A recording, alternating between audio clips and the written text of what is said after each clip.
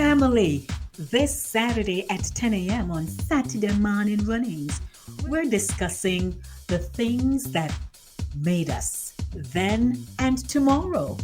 Others are watching how we live faith, treat people, and prioritize time.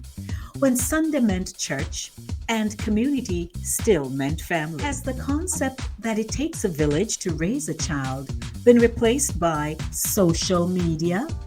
Bring your stories, your memories, and your solutions because we are shaping tomorrow right now. Saturday, October 25 at 10 a.m. Eastern Time, live on Voices with Lady D.